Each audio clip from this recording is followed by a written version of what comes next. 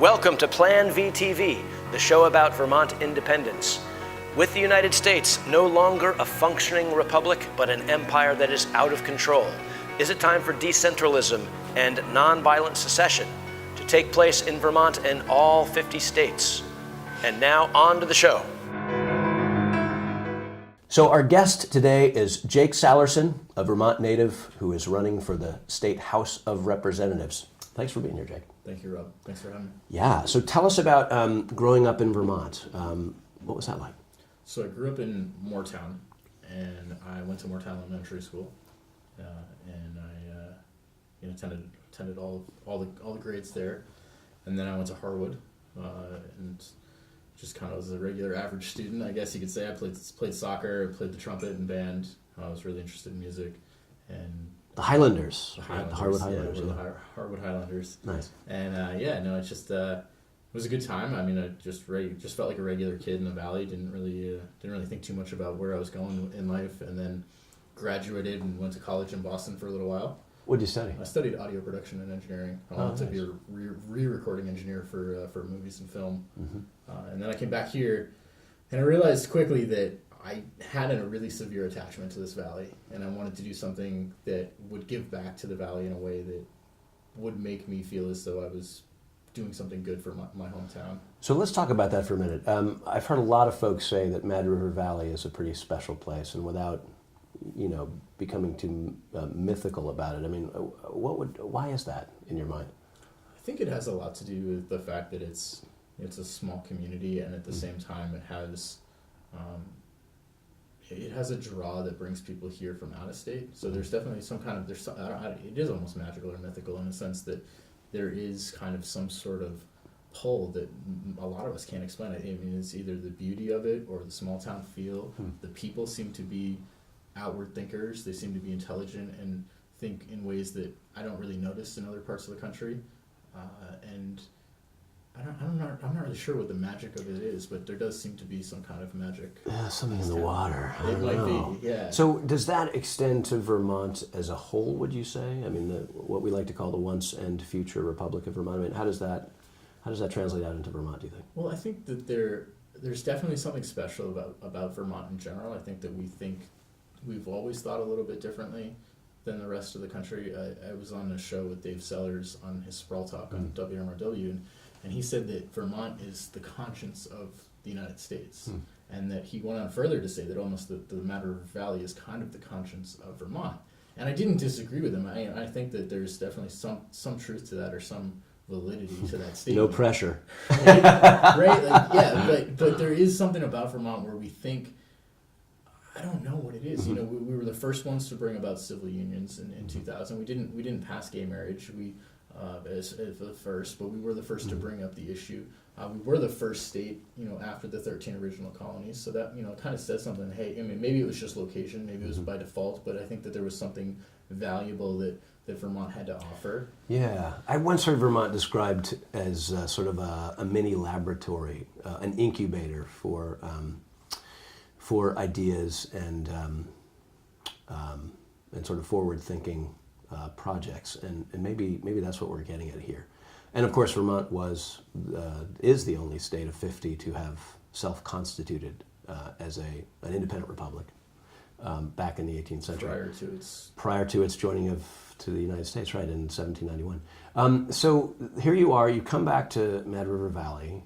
You're in your early 20s at this point. Is that right? 27. 27. About to be 28. So how did you decide to jump into the political arena? Always had a really strong interest in politics, and it was something that I didn't think that I could do for real because I was not the best student in high school. And I figured if I wanted to get into politics, I would need really good grades to get to a really good college, to get a really good degree, because when you think of politicians, you think of them as excelling in all areas, and academically speaking. And when I got out of high school, I realized, and after I left college, I realized that it's not necessarily about your ability academically speaking, because I don't personally feel as though school is a measure of intellect. It's a measure of your ability to repeat back what you've been taught, and whether or not that shows your capacity to make a difference in the world is it's comparing apples to oranges essentially, and so what I realize is that politics again, like all politics is local. Politics are people. If you really boil down what are politics, it's people, it's interactions, it's having a conversation basically. It's relationships. Essentially. Yeah. And there is this wonderful, and we talk about it a lot, of course, this wonderful, small is beautiful kind of sensibility about Vermont, that you can really get to know people and build relationships. And that can also be challenging, but interesting. So you've decided to run for the House of Representatives.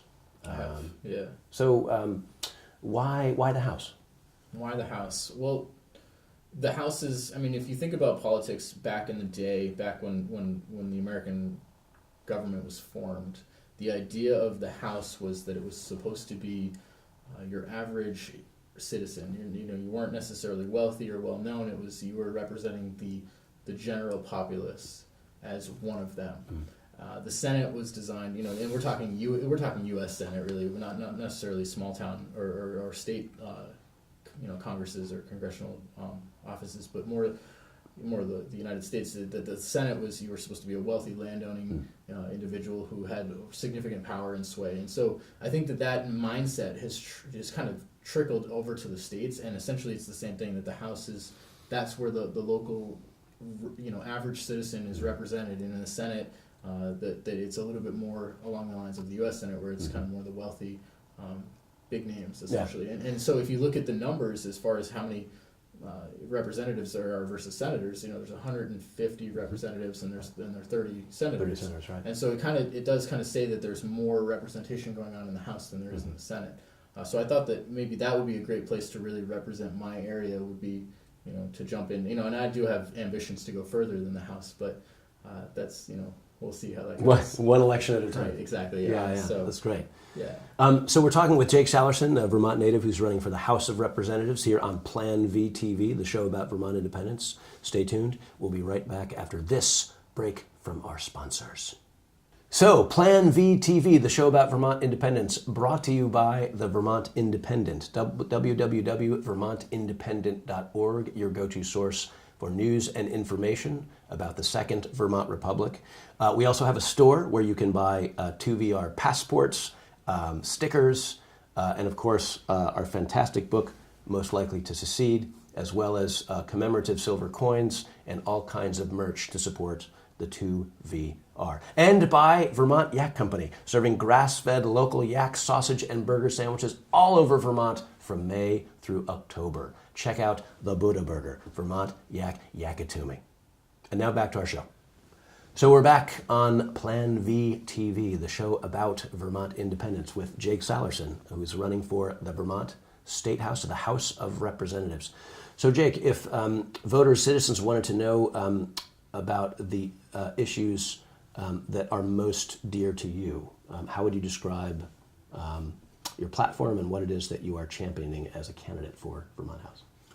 So Rob, the biggest issue that I actually have is about how politics operates. And we see that government is the few elected that we put into office, these individuals that make decisions for us. We elect them, and pretty much the moment that we elect them, we stop communicating with them. And this is why we have such a wide disconnect between ourselves and the elected officials. They go into office and they make decisions that we don't necessarily agree with or we're not aware of, and then we end up reaping the benefits of those decisions without really having been a participant essentially into them. Or not reaping the benefits. Or not, absolutely. Right. And there are examples on both sides of that where we've just suffered essentially. And so, when I really thought about it, I went back and I looked at how our government was supposed to operate, and the idea was that each individual was supposed to be it was supposed to be a representative style democracy or republic where the individual was an equal, and they had the idea of we the people, we were a self-governing entity. And what happened is that we lost sight of the ability to actually involve ourselves in the democratic process, and the idea was that we would elect individuals who would speak for us, but not necessarily for us. They would go and represent our viewpoints to each other and thus to other areas of America and Vermont, and essentially, so if you think about what it was like back then, most people lived and died within a 30-mile radius of where they were born. So it was really difficult for anyone to travel outside that 30-mile radius. So we elected these individuals to go and speak for us in other towns. In the modern day, we don't need that so much. We have cars and planes and trains and buses and all that stuff that gets us to be able to go beyond that 30-mile radius. So what happens is that we elect these individuals, and instead of them representing us now, they're more along the lines they're representing themselves or political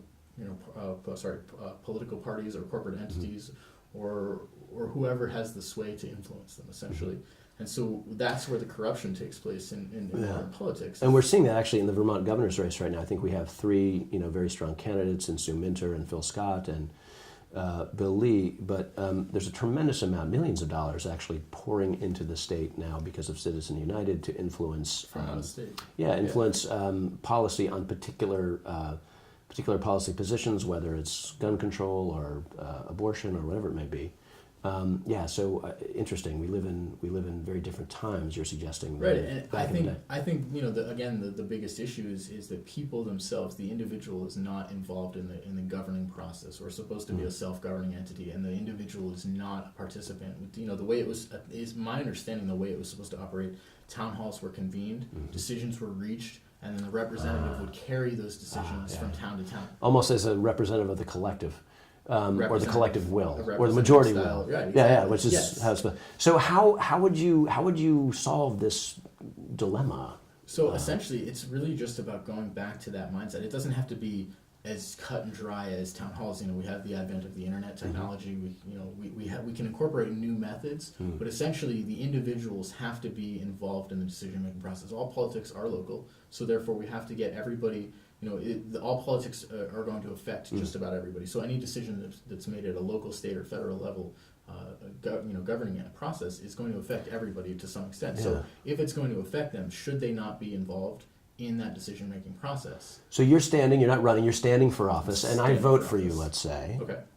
How then would you represent my interests as a citizen who supported you when you went to the State House? So the thing that the distinction I always make is that I would represent the majority of the people from my district. So that means that the individuals have to be they have to be willing to come out and participate in making a decision.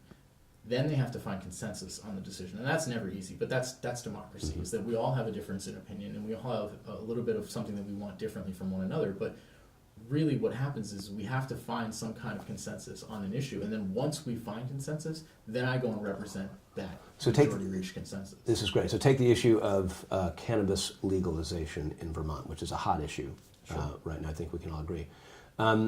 How would you divine the collective will of your voting constituency on that, and then take it back to the State House? How would sketch that out for us? So one of the things that I would really want to do as a representative is I want to do as much research on each issue as possible, and then bring that to the people and say, listen, this is everything that I could possibly find.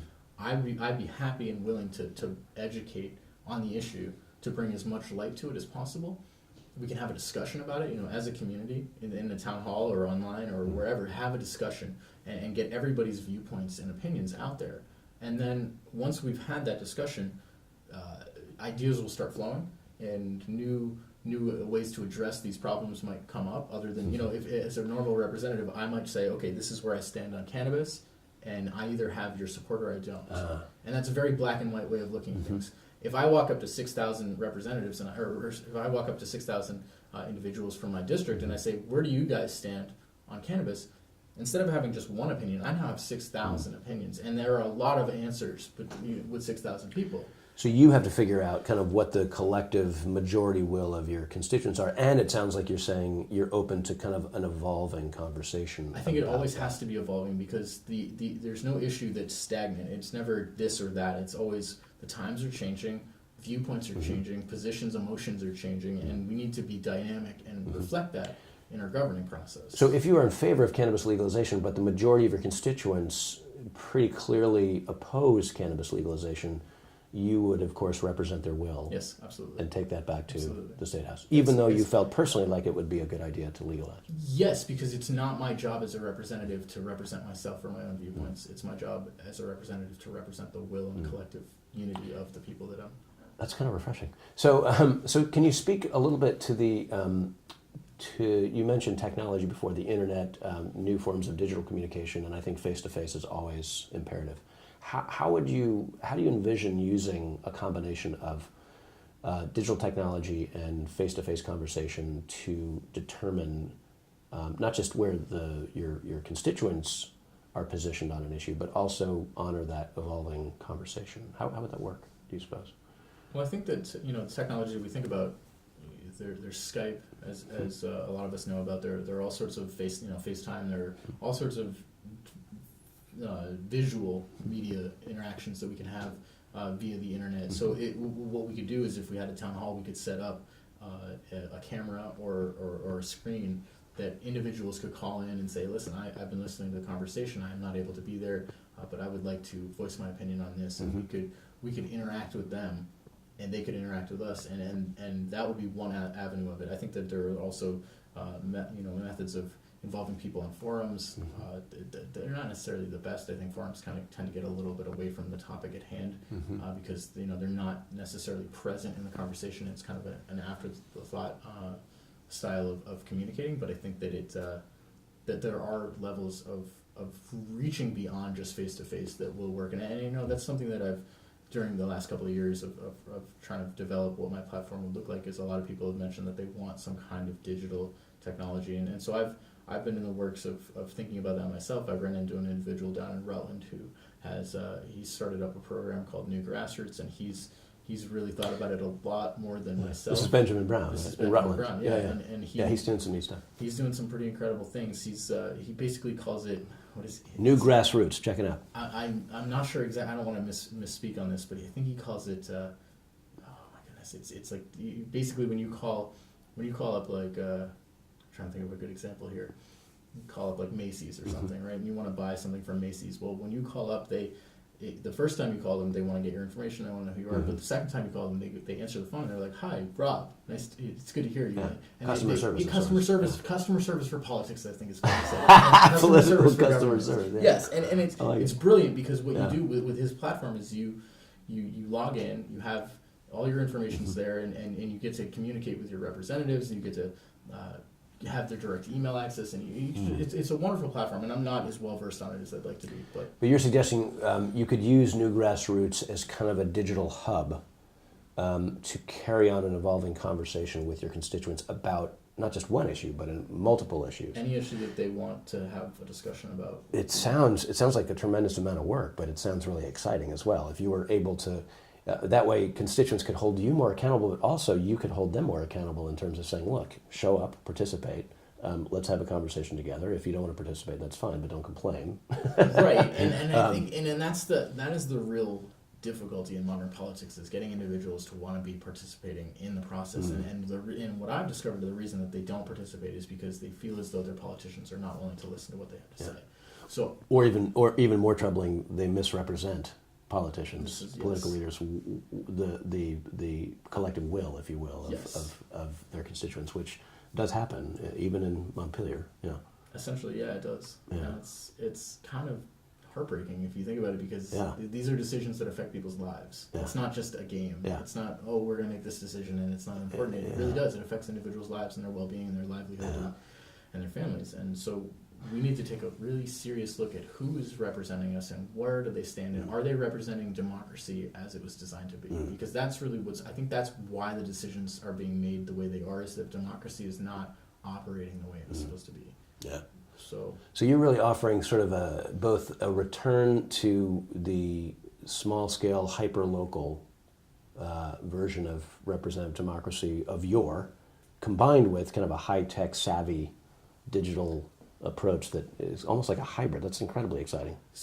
So Thomas Jefferson said that government, and this is not a direct quote, I'm paraphrasing here, but that everyone paraphrases. That government, I could almost give you the direct quote, but I think it's almost better if I paraphrase it. That the government needs to be dynamic and reflect the times of the people being governed under it.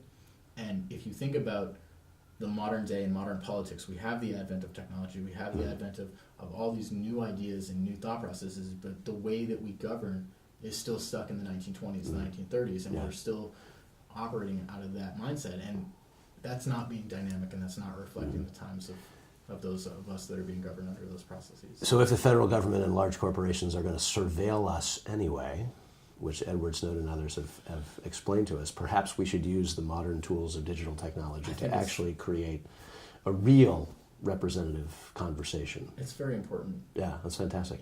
Let's back out and talk about the national, or as I like to say, the imperial election. So here we have on one side clearly kind of a sociopathic grotesquerie in the form of Donald Trump and a pro-corporate neoliberal war hawk who seems to be one big walking conflict of interest in Hillary Clinton if the Podesta leaks and the WikiLeaks has been dripping into the conversation for the past several weeks are to be believed.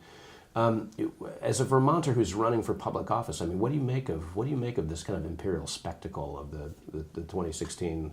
I would use the word selection rather than election. I mean, what do you do with that? So I think again that the reason that this has come about is because again, all politics are local, and we have gone into this mindset of electing individuals and letting them make decisions for us. And this is the repercussion of that action taking place. We elect individuals, and over a long period of time we've been doing this. We elect them. We hope that they represent our wills well enough, and they go off and they make decisions. And we've fallen into this trend of just electing individuals, and they rise to power, and they get more power, and we stop participating. And so they get more, we get less, and that trend follows. And so this is that manifestation of that action. It's like the ultimate anti-democracy. Yeah, we almost brought it upon ourselves essentially because we don't participate politically, we don't participate democratically.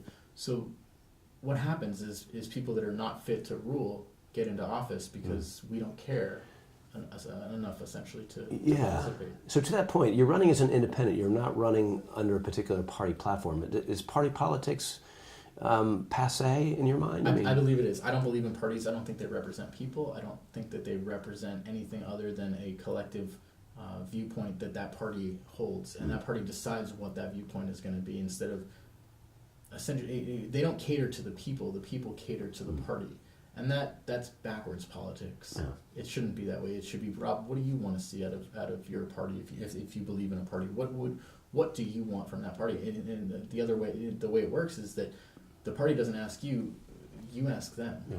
Are you a Republican? Are you a Democrat? What are the Republican ideals? Well, do I align with those ideals? Yes, maybe, no. I don't know. But it's not you. It's not them for holding themselves accountable to you. It's you holding yourself accountable to their beliefs. So maybe in the age of the digital, we shouldn't be talking about parties anymore. Maybe we should be talking about networks. Or some kind of hybrid. And I think situation. it's helpful for individuals to want to label things. I think that the moment, and this is maybe more of a philosophical thing, but the moment that you put a label on something, it limits it and it prevents it from being able to be something dynamic. And as we just said, that the government needs to be dynamic. The moment you put a label on it, it puts restrictions and constrictions, and it says, okay, you're in this box now, and you have to stay within the confines of that box. Otherwise, you don't fit in with what we stand for. And to some extent there do need to be limitations. We do need to say, okay, slavery is not acceptable. That's not something that we go with. But at the same time, we need to be open to new ideas and not say, okay, well, those don't align with our party or our belief structures, therefore we're not even going to entertain them. We need to be more nimble, perhaps, in other words, yeah. So last question for our viewers. If folks want to find out more about you and your particular campaign, where do they go to do that? So right now, the best method is to go on Facebook, facebook.com/Vermont Revolutionary, and you'll see my website there. That's a provocative title. Vermont Revolutionary. Yes, it. And it's not necessarily about revolution. It's about revolutionary thinking. It's about being able to think outside the box again and thinking in ways that are not necessarily the normal trend of thinking about politics or just ideas in general. So it's just revolutionary thinking. So that was... Yeah, so facebook.com/Vermont Revolutionary. Fantastic. Well, thanks for talking to us. Thanks, Rob. Yeah. This is the Plan VTV program, the show about Vermont independence. We've been talking with Jake Sallerson, Vermont native, who is running for the House of Representatives. You can find out more about the Second Vermont Republic at www.vermontindependent.org. Thanks for watching Plan VTV. Find out more at www.vermontindependent.org. V for Vermont.